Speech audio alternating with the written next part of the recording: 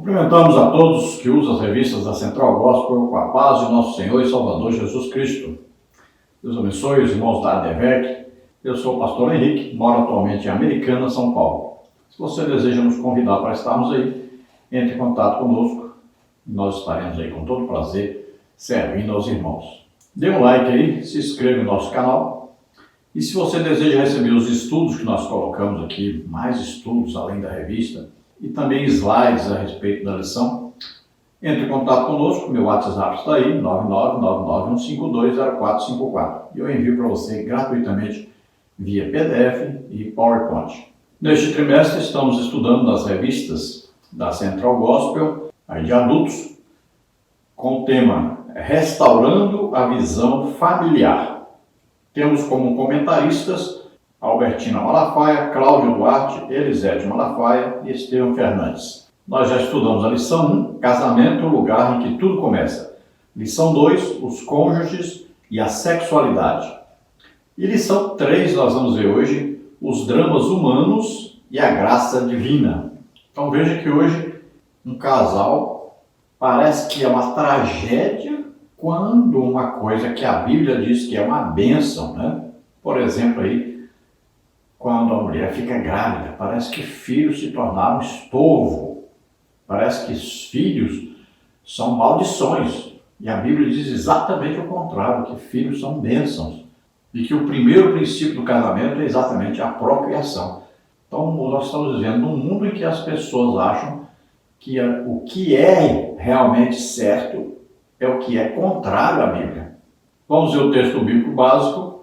Primeiro livro de Samuel 1, 9 a 11, 17, 18, 20, 22, 26 a 28, que diz assim: Então Ana se levantou depois que comeram e beberam em Siló. Ela, pois, com amargura de alma, orou ao Senhor e chorou abundantemente. E votou um voto, dizendo: Senhor dos exércitos, se benignamente atentares para a aflição da tua serva, e de mim te lembrares, e da tua serva te não esqueceres, mas a tua serva deres um filho varão, ao Senhor o darei por todos os dias da sua vida, e sobre a sua cabeça não passará navalha. Então respondeu Eli e disse: Vai em paz, e o Deus de Israel te conceda a tua petição que lhe pediste. E disse ela: Acha a tua serva graça em teus olhos. E sucedeu que, passado algum tempo, Ana concebeu e teve um filho, e chamou o seu nome Samuel, porque dizia ela: O tenho pedido ao Senhor. Quando o menino for desmamado, então o levarei para que apareça perante o Senhor e lá fique para sempre. E disse ela: Ah, meu Senhor, viva a tua alma, meu Senhor, que sou aquela mulher que aqui esteve contigo para orar ao Senhor. Por este menino orava eu, e o Senhor me concebeu a minha petição que eu lhe tinha pedido, pelo que também ao Senhor eu o entreguei, por todos os dias que viver, pois ao Senhor foi pedido, e ele adorou ali ao Senhor. Então vamos ver aí a história de Ana, né? A Ana que tinha uma rival. O seu esposo tinha outra esposa chamada Penina, e essa tinha filhos. E Ana era estéril. Então ela considerou que se ela pedisse a Deus um filho, e fizesse um voto dizendo a Deus que daria esse filho para o próprio Deus, então Deus a abençoaria e ela teria um filho. Veja que nos tempos bíblicos, que deveriam ser os nossos tempos, né, um filho era de suma importância para uma mulher. Uma mulher que não tivesse filho era considerada uma mulher amaldiçoada por Deus. E era costume entre os povos que se a esposa não desse filhos, o esposo poderia arrumar outra mulher que desse filhos a ele. Veja que aconteceu isso, né? Abraão, por exemplo, copiou o mundo, ele e Sara. Já o seu filho Isaque, não. Abraão esperou 25 anos por Isaque, mas já tinha arrumado com a escrava Agar o filho Ismael. Mas Isaque não, Isaque esperou 20 anos até que nasceram ali 2 filhos, né? Esaú e Jacó. Então veja que o desejo de Deus, o correto, é que haja um casamento com uma mulher, um homem e uma mulher. É sempre um homem e uma mulher e os filhos virão como bênçãos de Deus para este casal. Às vezes demora um pouco, às vezes é rápido, mas o correto dentro da palavra de Deus é: tenha quantos filhos Deus desejar que você tenha. Confie inteiramente em Deus. Tenha fé em Deus, que Deus vai lhe abençoar e vai te ajudar a cuidar dos seus filhos. Textuário, 1 Samuel 1,8 diz: Ana, por que choras? E por que não comes? E por que está mal o teu coração?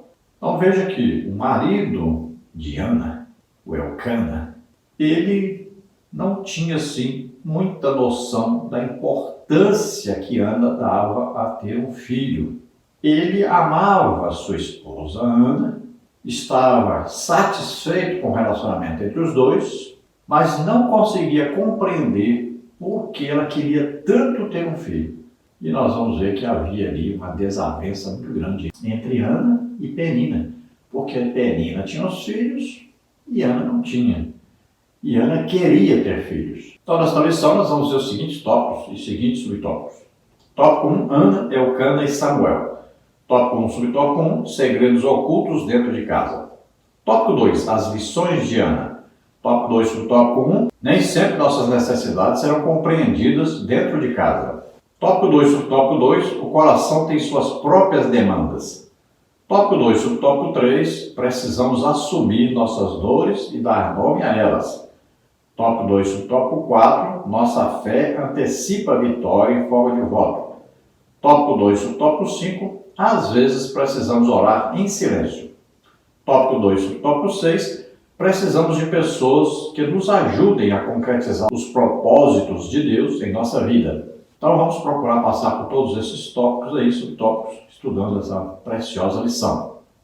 Desde já quero dizer que não existe oração em silêncio, tá?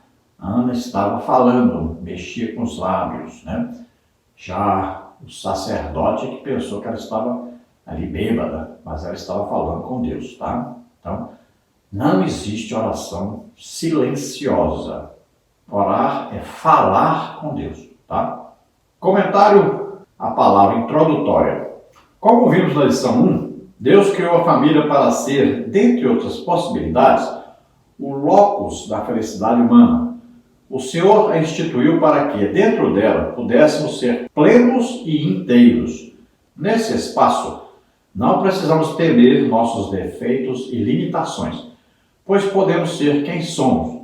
Além disso, podemos assumir nossas virtudes e dificuldades, desnudar nossa alma, amar, ser amados, viver dramas indescritíveis e superá-los. Nesta lição, com base na história de Ana, descrita em 1º livro de Samuel 1:4-28, entenderemos que, quando a desventura bate à porta de nossa casa, quando vivemos dramas complexos, a graça divina manifesta-se misericordiosamente dentro dela, se nos dispusermos a recebê-la. Então Deus criou a família para ser um núcleo de felicidade, de paz. E essa família era para frutificar, multiplicar-se, encher toda a terra. Esse era o propósito primário de Deus ao criar a família, através do primeiro homem e a primeira mulher, Adão e Eva.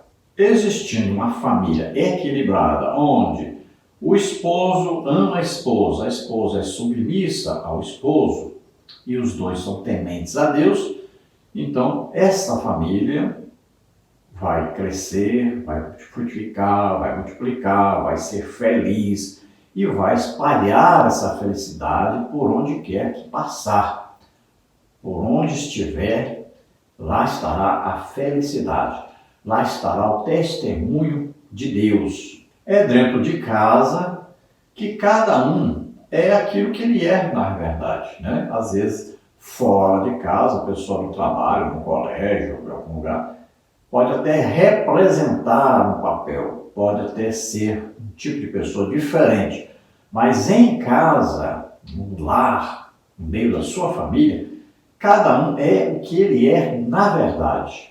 Então ali ele manifesta o seu ser por completo. Temos até uma história de uma certa irmã que chegou na igreja com um caminhão de mudança e disse para o pastor: eu estou me mudando aqui para a igreja. E o pastor disse: não, aqui não pode fazer isso, aqui é igreja. Aqui não tem espaço para pessoas morarem aqui. Não pode a senhora fazer isso. E ela disse: não, mas eu vou morar aqui. E ele disse: mas por que a senhora quer tanto morar na igreja? E ela disse: aqui o meu marido me chama de meu amor. Entra na igreja de mão dada comigo.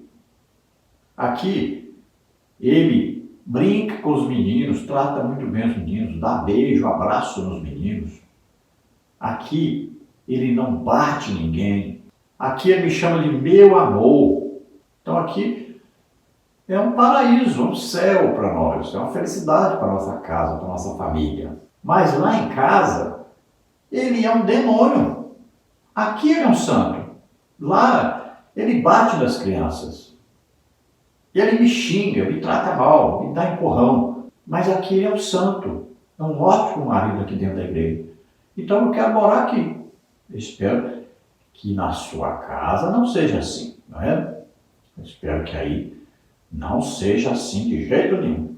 Esperamos que no lar cristão, cada um esteja vivendo aí em paz, né? Dentro de casa, seja uma pessoa íntegra, que esteja orando, estudando a palavra de Deus, que seja paciente, né? Que seja amoroso e que sejam aí companheiros, amigos, e o casal sejam amantes um do outro aí dentro de casa, né? A palavra amante às vezes está deturpada, mas esse amor, né, que também tem a parte sexual, a atração sexual, a felicidade sexual. Que hajam filhos que respeitem seus pais, que honrem seus pais, que obedeçam aos seus pais.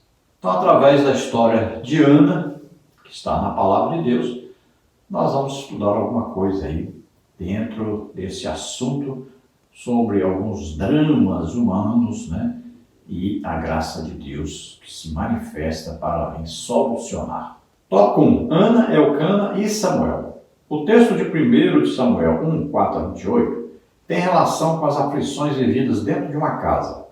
O personagem central dessa narrativa bíblica é Ana, uma mulher que desejava ter um filho homem, mas não podia porque era estéril. De maneira circundante estão Elcana, seu marido, Eli, o sacerdote, e no final, Samuel, seu filho. Ana, em aflição profunda, dirigiu-se a Deus em oração. No contexto de sua súplica, ela fez um voto ao Senhor. Se ele lhe desse um filho, a criança o serviria por toda a vida. Primeiro livro de Samuel 1, 9 a 11. Então nós vemos nesse texto aí o que acontece dentro de um lar, dentro de uma família. Faltou falar aí da esposa, né, de Elcana, a Penina. Então havia aí Elcana, o esposo, a Penina, a segunda esposa, a primeira esposa, Ana, e nós vamos ver aí na história o sumo sacerdote Eli, e vamos falar também sobre o Samuel, né, que foi o resultado aí, o prêmio, né, foi aí a demonstração de que Deus realmente ouve a oração do seu povo. Então, atendendo a oração, um voto de Ana, Deus lhe deu seu filho Samuel. Vemos que Ana era estéril, ou seja, não podia ter filhos. Na Bíblia nós vemos várias mulheres estéreis e que Deus fez um milagre de dar filhos, né? Exemplo, nós temos aí Sarai, temos aí também a Rebeca, temos aí a Raquel, temos aí a mãe de Sansão, temos aí aquela mulher sunamita, né? Que foi também através de um milagre que ela ficou grávida e teve um filho. Temos aí Isabel, mãe de João Batista. E podemos citar Maria, que não era estéril, mas não teve relação sexual com seu esposo, mesmo assim teve um filho, Jesus Cristo. Todas essas tiveram, então, filhos através de um milagre de Deus. Então, com Ana, ela fez um voto e recebeu, então, uma bênção de Deus, uma criança, colocou o nome de Samuel, e o voto dizia que ele não rasparia a cabeça, seria nazireu, né? E serviria totalmente a Deus durante toda a sua vida. Tópico 1, subtópico 1, segredos ocultos dentro de casa. Ana tinha um segredo, um silêncio, uma dor, a frustração que muitas mulheres carregam durante a vida de não poderem ser mães. Sabe Deus quantos mistérios o coração daquela mulher guardava? Quem sabe até mesmo uma revolta contra Deus. Por que o Senhor me fez assim? Ela perguntou. Assim como Ana, muitas pessoas sofrem em silêncio. Há muitos segredos guardados e inconfessados no seio da família. Não se deixe enganar. Há escondedouros no coração da sua esposa, do seu marido, do seu filho e ou da sua filha, que precisam ser trazidos à luz de Deus. Então, sempre dentro de uma família existem segredos, coisas ocultas que ninguém conta um para o outro, né? Às vezes são frustrações, são desejos nunca realizados. Então, existem sempre esses segredos e sempre vão existir. As pessoas são assim, né? E procuram muitas vezes guardar isso em segredo para não atrapalhar a vida dos outros, né? Para não preocupar os outros, né? Às vezes uma doença, às vezes o homem ou então a mulher tem um câncer, não quer contar para a família, esconde, né? Às vezes ali um segredo até na comida. Nós sabemos de história, né? Que, por exemplo, a mulher perguntando para ela qual o maior problema que ela tinha no relacionamento com seu esposo, e ela dizia, olha, é porque eu como aquela parte final do pão ali, mas eu não gosto daquilo. Mas como ele come outra parte do meio do pão, então eu como aquela parte. E aí perguntaram para o marido dela qual a frustração grande que ele tinha no casamento, assim, um desejo que ele tinha muito grande. Ele falou, olha, eu tenho um desejo muito grande de comer aquela beiradinha do pão. Mas como a minha esposa come aquela beiradinha do pão, então eu como o meio do pão. Olha só, era um segredo. E um querendo agradar o outro acabava que estava desagradando, na verdade. Então um estava comendo o que o outro gostava de comer, mas não sabia o porquê. Falta de diálogo, falta de perguntar um para o outro. Veja só, coisa simples. Mas existem muitas dessas coisas entre o casal. Às vezes uma mágoa, um rancor, né? Que a mulher é muito diferente do homem. Às vezes o homem chega em casa, a mulher está zangada, né? Ele não sabe por quê, mas ela se lembrou de algo que aconteceu, às vezes há 20 anos atrás, que ele teve uma namorada, alguma coisa, ou falou alguma coisa assim, a respeito dela, mal, a xingou, tratou mal, alguma coisa, e ela está se lembrando daquilo. Veja só. Ele nem imagina, porque o homem, ele falou, ele esqueceu, passou e acabou. A mulher muitas vezes guarda isso, né? Então, olha só, vai ficando isso guardado. E isso causa problema, causa frustração, causa separação, causa muitas vezes até ódio, um rancor, uma mágoa. Veja só.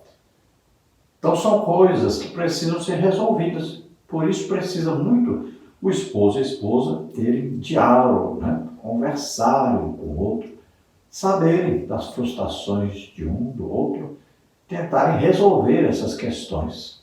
No caso de Ana, parece até que ela queria dizer que Deus não a amava do jeito que ela esperava que Deus a amasse, porque ela não tinha filhos. Enquanto a outra, a Penina, outra esposa do seu marido Elcana, dava filhos a ele e ela não tinha filhos, sendo que Elcana a amava. Mas Penina era uma mulher que parece ter uma personalidade difícil, que queria fazer inveja para Ana, né? Talvez exatamente porque soubesse que o seu marido não a amava, amava a Ana. Então ali vivia uma contenda, vivia ali um problema familiar muito grande. E Ana sofria muito com isso. Tópico 2. As lições de Ana. Nos tempos bíblicos, uma família era considerada abençoada se possuísse muitos filhos, pois estes representavam a continuidade dos negócios do clã e conferia proteção aos seus antecessores. Salmos 127:3. A Escritura revela-nos os dilemas de Ana. Ela era infértil, estava em um casamento polígamo. A outra mulher do seu marido, Penina, tinha vários filhos e odiava o fato de Eucana devotar-lhe amor a despeito de sua esterilidade. Primeiro livro de Samuel 1, de 1 a 6. Possivelmente, Ana teria condições de tolerar as afrontas e as humilhações de Penina. Primeiro de Samuel 1, 6. Se pudesse dar filhos ao seu marido, mas ela não podia.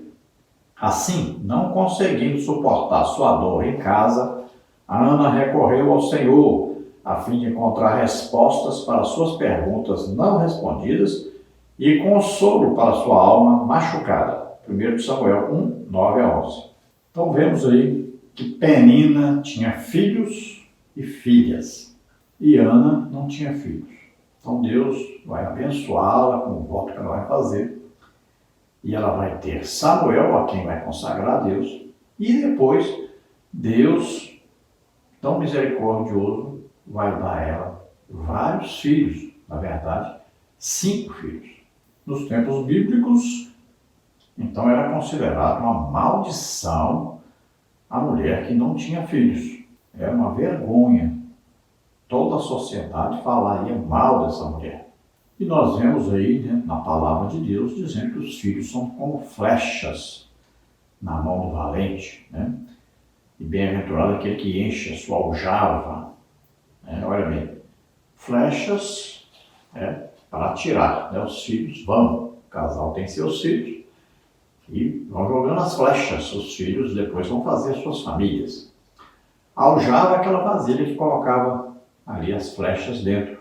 Então a Bíblia diz que quanto mais flechas tivesse ali, mais fácil seria lançar e matar os seus inimigos, né? Quanto mais flechas, mais inimigos morreriam. Então os filhos eram considerados bênçãos para ajudar, principalmente porque naquela época a subsistência era devida à agricultura. Então filhos, muitos filhos, muitas plantações, também muito gado, muitas ovelhas, né? Poderiam plantar, ajudar, as filhas ajudariam em casa. Então seria uma bênção, quanto mais filhos, melhores. Também para a segurança, se alguém viesse roubar, atacar, os filhos defenderiam, né? Então era sempre uma bênção. E continua sendo, filhos continuam sendo bênçãos de Deus. E as famílias numerosas, nós não sabemos de nenhuma família numerosa em que os filhos morreram de fome. Não sabemos. Então, as famílias numerosas, uns ajudam os outros, né? Aí as moças vão ajudando a mãe, os rapazes vão ajudando os pais. De maneira que Deus sempre vem com socorro se for necessário. Quanto mais filhos, mais Deus vai abençoar, é evidente. É Deus que quer que tenhamos mais filhos. Agora, nós não vamos ver na Bíblia muitas mulheres com muitos filhos. As mulheres não tiveram tantos filhos assim. Nós vamos ver aí que Ana teve, né, 5 filhos, com Samuel 6, alguns dizem que até foram 7 filhos. E sabemos, por exemplo, Maria, que teve, além de Jesus, teve 3 filhos homens e pelo menos 2 mulheres. Então, pelo menos 6 filhos. Então, não tem assim tantas mulheres assim que tiveram tantos filhos assim na Bíblia. O correto é, para aquele que diz ter fé em Deus, deve dizer, eu quero ter quantos filhos Deus desejar que eu tenha. E assim deve ser. Olha, Jesus diz, por que você está preocupado com o que você vai comer, o que vai vestir? Por quê? Passarinhos morrem de fome? Eles plantaram alguma coisa? Já viu um passarinho com enxada nas costas? Não. Morrem de fome? Não. As flores têm roupas lindas. Trabalharam para comprar? Não. Quem deu? Deus. Se Deus cuida de passarinho, de planta, de flor, imagine nós. Somos seus filhos. Então, Tenha fé em Deus. Acredite em Deus. Não mate seus filhos. Então vemos aí que Ana era infértil, queria ter filhos, tinha um problema sério dentro de casa com a concorrente que tinha filhos, né? Tinha filhos e filhas, a Bíblia diz. Então, ela era considerada, a Penina, como uma bênção. E Ana era considerada como uma maldição pela sociedade. Seu marido não, seu marido amava, ficava até admirado quando ela reclamava porque não tinha filho, né? Então, veja só, ela queria, buscou, acreditou, fez um voto, ela perseguiu isso durante toda a sua vida, até que Deus lhe concedeu sua bênção. Depois de ser humilhada por Penina, né, várias vezes, então Deus lhe concedeu o filho que ela queria e que recebeu dela esse filho, e depois a abençoou com mais 5 filhos. Pelo menos, alguns acham que foi mais 6. Tópico 2, o tópico 1. Nem sempre nossas necessidades serão compreendidas dentro de casa. Por mais contraditório que possa parecer, nem sempre nossos desejos e sonhos são compreendidos no lugar criado por Deus para ser o locus da nossa felicidade. Nem sempre nossas dores são observadas e entendidas no espaço reservado pelo Senhor para ser o primeiro templo da nossa espiritualidade. Ana, por que choras? E por que não comes? E por que está mal o teu coração? 1 Samuel 1,8. Foi a pergunta de um marido amoroso, mas inábil para identificar o que consumia sua esposa por dentro. Não era só a esterilidade de Ana, uma fonte de sofrimento e humilhação, mas a repetida ridicularização que ela tinha de suportar, que provocava nela uma indescritível angústia, como está aí no livro Central Gospel 2015. Isto é o que se observa em muitas famílias hoje. Quantas vezes já não vimos nosso cônjuge abatido, triste, cabisbaixo, mas não conseguimos identificar a razão de sua aflição? Quantas vezes o filho chega da aula, isola-se no quarto, mas não nos importamos com seu afastamento porque julgamos ser uma tolice passageira? Quantas meninas terminam o namoro e os pais tratam o assunto de forma leviana, muitas vezes subestimando a dor que sentem, porque acreditam que é normal? Precisamos nos colocar diante do Senhor, a fim de que Ele nos ensine como acessar o coração daqueles que nos são queridos. Meu amor, marido, esposa, filho, filha, por que choras? Então veja que sempre existirão aqueles segredos dentro de casa, muitas coisas que acontecem que não são valorizadas também. Às vezes os pais não valorizam o sofrimento dos filhos, às vezes o cônjuge não valoriza o sofrimento do outro, às vezes os filhos não valorizam o sofrimento dos pais. E problemas todo casal tem, toda a família tem, todos os filhos têm. Sempre vão ter, sempre vão ter. A vida não é um mar de rosas. A vida sempre vai ter aí os problemas, os obstáculos, as dificuldades, né? Jesus disse: no mundo tereis aflições. Então sempre vamos ter isso. Agora temos que ensinar a cada um a compartilhar o seu problema, a sua dificuldade, o seu sofrimento, para que todos estejam unidos em torno de uma solução para esse problema, ou pelo menos para que seja aliviada a carga de cada um com seus problemas. Quando existe amor, compreensão, quando existe companheirismo, quando existe amizade, quando existe até irmandade cristã dentro de casa, então esses problemas serão muito mais minimizados, mais resolvidos. Então devemos aprender a detectar, né? Prestar atenção um no outro, porque às vezes um está no celular, o outro está na TV, né? O outro está no joguinho, outro está lá na cozinha, e aí todos ocupados, não conversam um com o outro, não tem diálogo, ninguém sabe o que o outro está passando, e aí fica muito mais difícil a luta para cada um. Tópico 2, subtópico 2, o coração tem suas próprias demandas. Demanda, neste contexto, é tudo aquilo que não pode ser satisfeito com palavras, presença. Não te sou eu melhor do que 10 filhos? 1 Samuel 1,8. Ou presentes. A Ana dava uma parte excelente porque ele amava. 1 Samuel 1,5. Apenas. O coração tem exigências que só saberemos quais são no dia em que conseguimos entender a língua que ele, o coração, fala.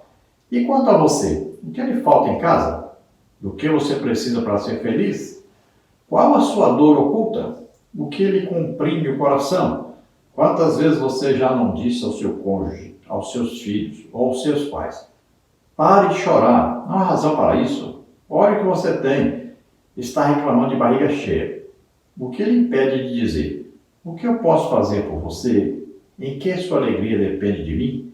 Filha, eu não a recrimino, mas preciso saber: por que você está tão triste? Pai, mãe, por que você não tem dormido? Filho, por que você não quer mais estudar? Ajude-me a entender o seu coração. Então veja que o marido de Ana, o Elcana, ele diz para ela: por que você está chorando? Por que você está sofrendo? Por que você está triste assim? Não sou eu muito melhor do que filhos? E ele chegou a dizer: melhor do que 10 filhos. Eu te amo, estou vivendo com você. Nós nos amamos, estamos bem, tranquilos, estamos em paz. Temos aí o sexo, nos amamos. Por que você está assim triste? Você não deveria estar triste, porque o homem ele não consegue detectar estas coisas que as mulheres sentem, porque são diferentes. O homem é aquele que vive pela razão, já a mulher vive pela emoção. São completamente diferentes nisso. Então o homem não consegue detectar, a não ser que haja diálogo, a não ser que conversem, Aí discutam sobre o que está acontecendo e possam chegar a uma solução. Também o Elcana alega: eu não lhe dou presentes, muito mais presentes do que eu dou para outra mulher, a Penina. Então você deveria estar feliz. Veja, o homem sempre tem isso, O material, o físico. Então ele considera isso mais importante que tudo. Já a mulher, aqui no caso Ana, o que ela queria mesmo? Era ter filho. Então seu marido deveria conversar com ela, saber que então ela queria filhos, então ele com ela fazerem aquele voto, orarem juntos, jejuarem juntos, buscarem a Deus juntos. Isso é que a Ana queria que ele fizesse. E assim acontece muito dentro de casa, com as famílias, Então, tem que haver o quê? Diálogo, conversar, perguntar: posso te ajudar? Ao invés de ficar só criticando, Muitas vezes até abusando do outro, muitas vezes até rindo dos problemas dos outros. É sempre tentar ajudar. Em que eu posso te ajudar? Tópico 2, subtópico 3. Precisamos assumir nossas dores e dar nome a elas. As doenças da alma, como as do corpo, têm nome. Não se pode ignorar esta realidade. Ana, com amargura de alma, orou ao Senhor e chorou abundantemente. 1 livro de Samuel 1,10. Eu sou uma mulher atribulada de espírito. 1 Samuel 1,15. Ana, aos prantos, em outras palavras, disse: Deus, o meu coração está triste. Eu queria um filho, mas não tenho, e ainda sou humilhada por Penina. Essa é a minha dor. Isso é o que consome o meu coração. Quando não choramos, quando não damos nome à dor da alma que nos aflige, aquilo que não nos serve mais se transforma em doença física, infarto, diabetes, AVC, insônia, etc. O choro de Ana pode ser considerado terapêutico, pois permitiu que ela elaborasse a dor vivida naquele momento e exteriorizasse, sem constrangimentos, suas emoções: tristeza, solidão, desamparo e amargura. Qual o nome da sua dor armazenada? Por que você espera os filhos saírem para chorar? Por que você não consegue plantear na frente do seu cônjuge ou dos seus pais? Homem, por que você não chora? Dê nome à sua dor antes que ela consuma suas entranhas. Qual a sua dor no casamento? Qual a sua dor de pai e mãe? Qual a sua dor de marido e esposa? Qual a sua dor de filho e filha? Então vejo que existem as enfermidades, né? Que são as doenças da alma, são chamadas então as enfermidades. Quando é uma coisa física que tem dor, então são doenças. Quando é na alma, então são as enfermidades. Jesus cura tanto doenças quanto enfermidades. E hoje nós temos aí vários casos de enfermidades, né? Por exemplo, a que mata muita gente aí, que é a depressão. Existe aí o estresse, existe aí a ansiedade, né? Síndrome do pânico e várias enfermidades que causam males terríveis ao ser humano. Então a pessoa às vezes está dentro de casa, junto com a sua família, mas está vivendo uma depressão terrível, que pode levar à morte. Veja só. Então quando Ana vai ao templo, ela vai orar, olha só, qual o nosso melhor psicanalista, psicólogo? Quem é? Deus. Então você deve falar com Deus, falar mesmo, se desmanchar diante de Deus, falar tudo o que sente, o que precisa, o que está passando, qual o seu sofrimento, sua dor, tudo. É importante fazer isso. E a Ana fez exatamente isso. Isso é que a livrou de uma depressão, é que a livrou de até um possível suicídio pela situação que ela estava passando. Porque ela falou, ela se abriu, ela contou tudo o que estava no seu coração para Deus. E isso é importantíssimo. Hoje, milhares e milhares de pessoas morrem devido a essa falta de falarem, de se abrirem com Deus. Seria importante se abrir, a esposa com o esposo, né? Aí os filhos com os pais, seria importantíssimo, seria um ideal que se comunicasse sobre essas coisas. Mas, principalmente, falar com Deus. É se abrir totalmente diante de Deus. É mostrar o que está dentro para Deus. Deus já sabe, sabe. Mas a oração é isso. Você vai falar para Deus o que Ele já sabe. E isso vai trazer um grande alívio para você. O que diz a palavra de Deus? Lance sobre Ele todas as suas ansiedades, preocupações, porque Ele tem cuidado de nós. Você pode fazer também outra coisa, anotar. Escreva no papel tudinho. Tudo que você sente, suas dificuldades, dores, tristezas, mágoas, rancores, tudo. Escreve. E na hora que for orar, fale para Deus, mostre para Deus assim, fale. Olha, isso aqui sou eu. Na realidade, isso aqui sou eu. Então, peça a Deus ajuda. E você vai ver como o Espírito Santo vem com aquele carinho, aquele amor, com aquela brisa. Ele vem com aquela ajuda que você vai sair aliviado ali da oração. Tópico 2, subtópico 4. Nossa fé antecipa a vitória em forma de voto. Senhor dos Exércitos, se benignamente atentares para a aflição da tua serva, e de mim te lembrares, e da tua serva te não esqueceres, mas a tua serva deres um filho varão, ao Senhor o darei por todos os dias da sua vida. 1 Samuel 1,11. Ana entendia que um filho seria um grande presente do Senhor. Por anos ela sofrera dores emocionais indizíveis, que não foram plenamente compreendidas por ninguém. Quando Deus respondeu às orações dela e lhe concedeu um filho, ela fez o impossível para que esta dádiva trouxesse honra e adoração àquele que operara o milagre. Os levitas costumavam trabalhar dos 25 aos 50 anos, números 4, 3, 8, 24 a 26. Ana era um sinal de fé e gratidão. Dedicou o filho que ainda nasceria à obra de Deus, por todo o tempo que ele vivesse. O voto é a forma que os céus do Altíssimo têm de agradecer antecipadamente as respostas de oração que receberão. Não é fácil pedir a Deus uma bênção e, ao mesmo tempo, devolver-lhe aquilo que ele dará. Senhor, meus filhos são teus. Tira esse namorado incrédulo da vida de minha filha. Tira essa mulher ímpia da vida do meu filho. Senhor, cura-me. Dedico minha vida ao louvor da tua glória. Deus é dono de tudo, nada é nosso. Nem filhos, nem cônjuge, nem casa, nem carro, nem emprego, nem saúde, nem outra coisa qualquer. Então, consagremos a Ele tudo que dele recebemos e tudo que, pela fé, ainda receberemos. Veja, o voto é muito interessante, muito importante e muita gente conseguiu alguma coisa de Deus através de um voto. Agora, tomemos cuidado, porque a Bíblia diz que é melhor não votar do que votar e não cumprir o voto. E é um grande peso. Eu, por exemplo, tenho um voto com Deus de orar todos os dias 3 horas. E olha que muitas vezes é dificílimo fazer isso. Dificílimo mesmo, né?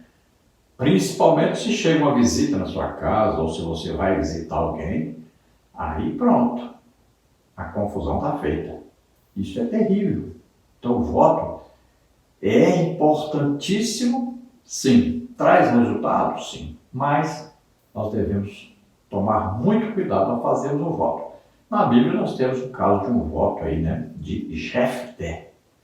Alguns acreditam que ele sacrificou sua filha, outros dizem que ela não pôde se casar, morreu virgem, né? Cada um entende o jeito, mas o problema é o voto que foi feito e Jefté teve que cumprir o seu voto. Então tome cuidado com o voto que vai fazer, principalmente se envolve outra pessoa, porque às vezes a outra pessoa não vai cumprir o voto, porque não foi ela que fez. Então Ana estava disposta a fazer qualquer coisa para que ela tivesse um filho.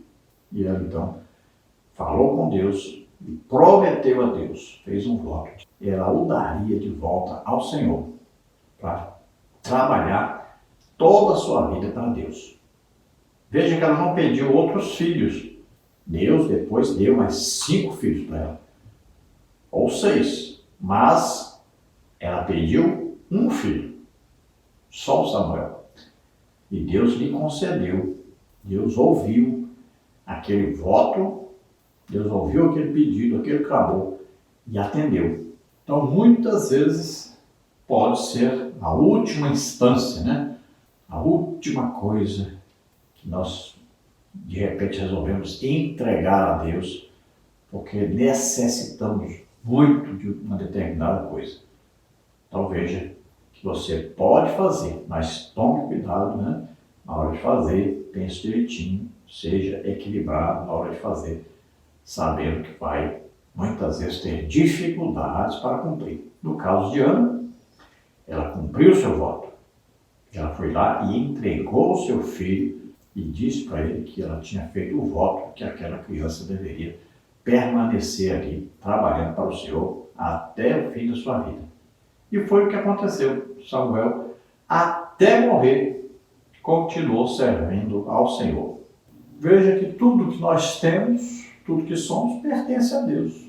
Então nós fazemos um voto de dar a Deus o que é de Deus, na verdade, mas que na verdade nós não daríamos se pudéssemos. Então, por isso é preciso o voto.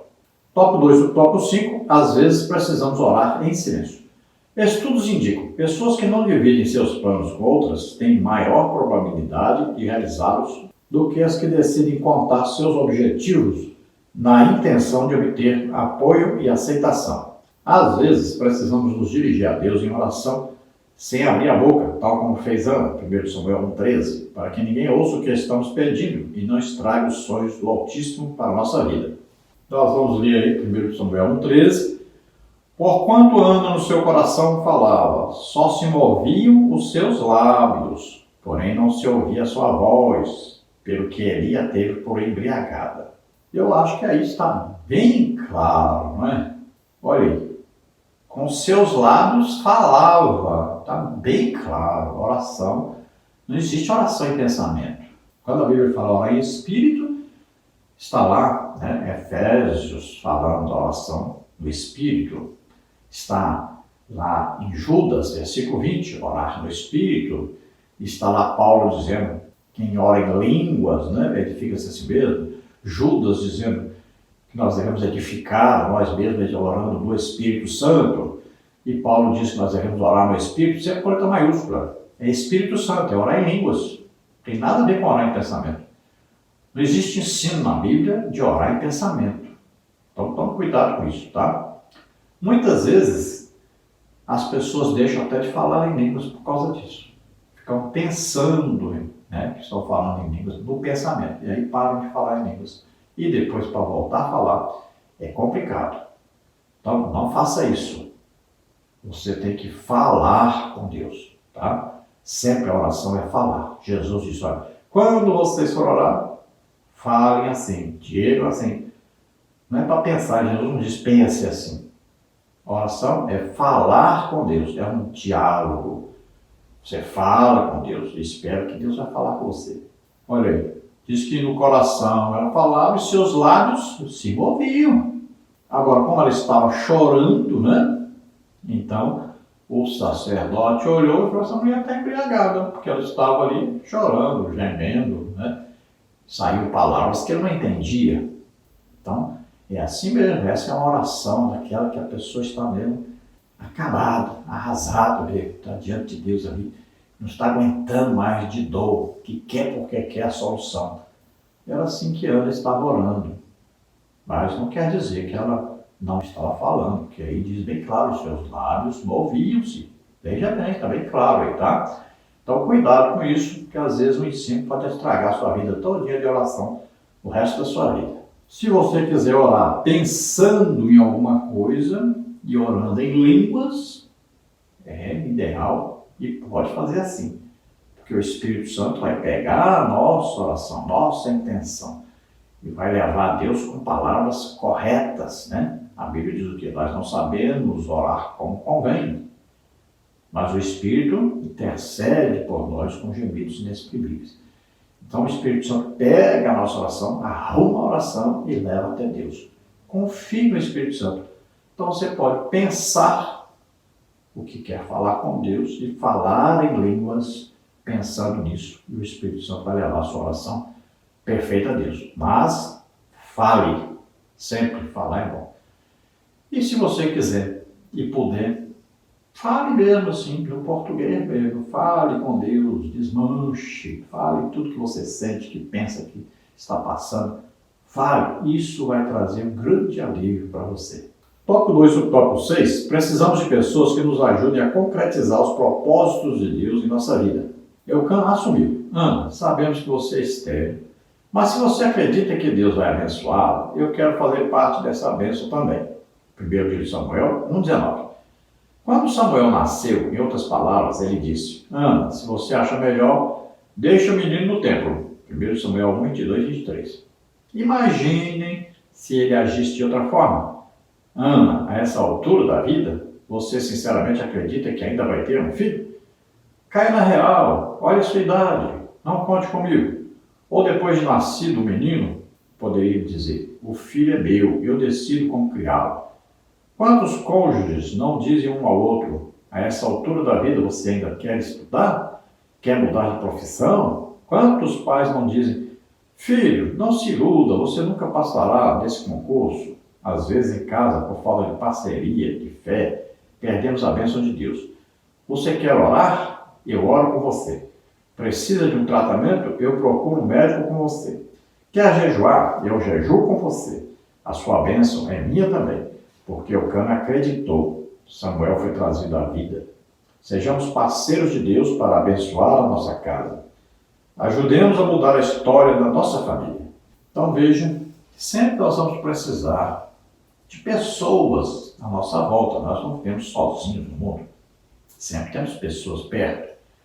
E no caso de um cônjuge, sempre um deve ser muito amigo um do outro.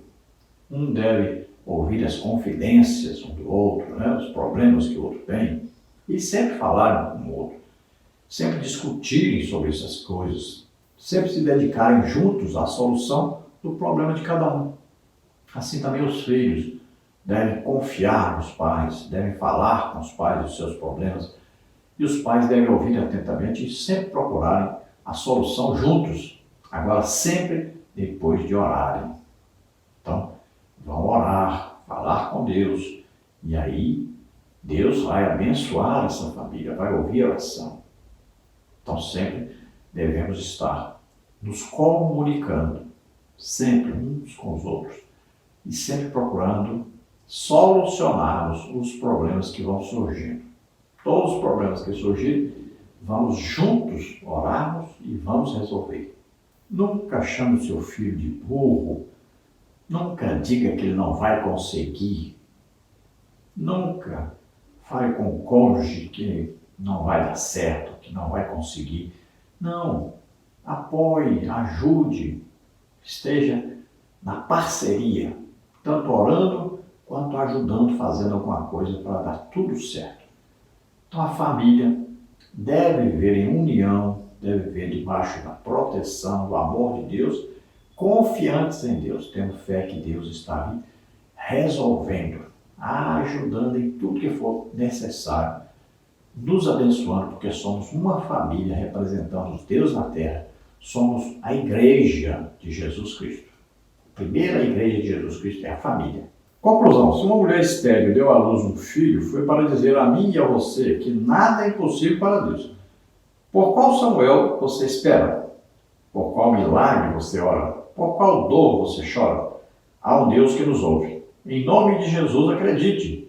Seu Samuel está chegando, seja ele em forma de gente, de emprego, de cura, de paz, de conversão, não importa. O Senhor é poderoso para resolver os dramas da nossa casa. Quando seu Samuel chegar, diga: esse foi Deus que me deu, e eu o devolverei para o louvor da sua glória. Que nossas famílias sejam espaços de milagre, esperança e vida. Onde houve lágrima, um dia haverá sorriso. Onde houve dor, um dia haverá alegria. E diremos: Deus ouviu a minha oração. Então veja aí mais um milagre de Deus, mais uma mulher que era estéril e que teve um filho devido a um milagre de Deus. Então Deus mostra para nós: olha, se você orar, se você me buscar, se você acreditar, eu estou com você todos os dias da sua vida. E eu posso dizer isso todos os dias, porque é Deus que me sustenta. Eu não dirijo igreja, não sou aposentado, estou há 7 anos e meio desempregado. E mesmo assim, Deus cuida de mim, me sustenta. Eu tenho sustentado a minha família. E assim Deus manda. Às vezes o irmão passa lá um Pix, uma oferta. Nem sei quem é, a pessoa manda. E nós vamos pagando as contas direitinho. Nunca atrasei conta nenhuma. O Senhor sempre envia ajuda na hora que eu estou precisando. Deus cuida de nós, pode acreditar. Olha, eu estive no campo missionário. Teve dia que eu cheguei em casa, minha mulher disse: olha, só tem água na geladeira, mais nada. E eu fui orar. Quando eu voltei, estava cheio de sacolas de supermercado na casa, para todo lado. E eu disse: que é isso, meu? De onde você arrumou isso? E ela disse: olha, uma irmã foi fazer uma compra no supermercado e Deus disse para ela: compre 2 carrinhos de supermercado cheio e vai deixar na casa do meu servo. Veja só. É assim, Deus cuida. Várias vezes Deus fez isso. Muitas vezes teve um dia que eu ia ter que pagar o cartão de crédito, não tinha um centavo, e o dinheiro apareceu na conta. Muitas vezes aconteceu isso. Tenha certeza, Deus cuida de nós. Nosso Deus é o Deus que ouve a nossa oração. Ele está atento à nossa oração. E Ele ama fazer o milagre na nossa vida. Ele ama ser glorificado, exaltado. Ele ama estar presente conosco. É um Pai bem achegado conosco. Tenha certeza. Temos um irmão mesmo, de fé, que está sempre conosco, Jesus Cristo. Temos um Deus muito íntimo, muito presente em nossa vida. O Espírito Santo morando em nós. Então Deus, olha aí, é o nosso Pai, é o nosso irmão, é o nosso amigo íntimo. Veja bem, é o mesmo Deus Todo-Poderoso, que sempre está conosco, sempre nos abençoando. Creia nisso. Sempre recorra a Deus. Vamos orar agora. Se você crê que Jesus, o Filho de Deus, veio à Terra, nasceu como homem, viveu aqui como homem, levou sobre ele os nossos pecados, doenças, enfermidades, morreu na cruz em nosso lugar e ressuscitou. Você crê nisso? Você é salvo agora. Vamos orar. Se você está doente ou está enfermo, creia, Jesus quer te curar. Tenha certeza, Ele levou sobre Ele nossos pecados, doenças, enfermidades, maldições, lá na cruz. Receba o seu milagre, receba a sua cura. Receba agora a sua salvação. Vamos orar. Pai, em nome de Jesus, te apresentamos essas vidas, Senhor. Se chegam a Ti agora, arrependidos dos seus pecados, estão pedindo perdão agora, Senhor. Alabalá, custi-me força. Grada lucra-me força, grata luce força, nada sé. Oh, Deus se agrada quando você se arrepende, quando você toma a decisão de estar aos seus pés, quando você toma a decisão de confiar inteiramente nele. Creia nisso. Creia, Jesus naquela cruz já levou todo o mal. Em nome de Jesus, receba o milagre agora, receba a cura. Solta toda a doença, toda a enfermidade, solta essas vidas. Toca o Senhor neles agora e da saúde. Em nome de Jesus, recebe. Em nome de Jesus. Amém? Glória a Deus. Aleluia. Olha, dê um like aí, se inscreva no nosso canal. Se você deseja receber os slides que nós usamos aqui, mais estudos escritos sobre a lição, PDF, PowerPoint, eu envio para você gratuitamente. Basta você entrar em contato conosco por esse WhatsApp daí, 99991520454. Se você deseja nos ajudar, então você pode ser aí um instrumento de Deus para ajudar o nosso ministério, que é um ministério principalmente de ensino e curas. Então você pode nos ajudar muito. Envie qualquer quantia, uma dessas contas. Aí está Caixa Econômica, aqui está Banco Bradesco e aqui está Banco do Brasil. Banco do Brasil, o nome da minha esposa é Edna Maria Cruz Silva. Meu Pix, você vê aí, 331-957-816-20. Luiz Henrique de Almeida Silva. Deus abençoe, a paz do Senhor, nós esperamos ter ajudado os irmãos.